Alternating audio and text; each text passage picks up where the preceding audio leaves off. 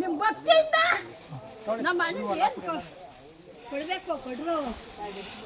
ಆಯ್ತು, ಭಕ್ತಿಯಿಂದ ಈಗ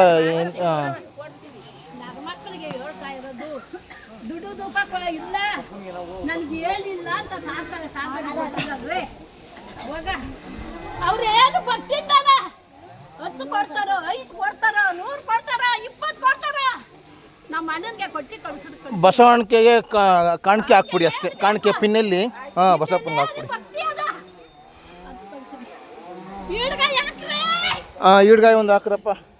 ಕಾಯಿ ತಗೊಬರ್ರಿ.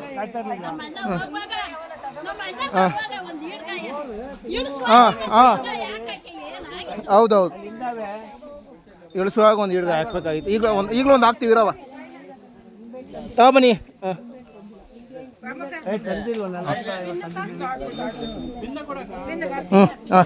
ಪಿನ್ ಹಾಕ್ಬಿಡ್ರಿ ಗುರುಗಳೇ. ಅದು ಪಿನ್ ಅದು ಹಾಕಿ.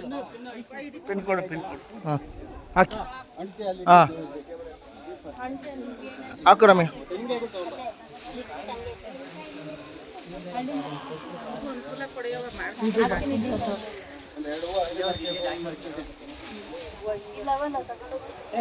ಇದ್ನಂತೆ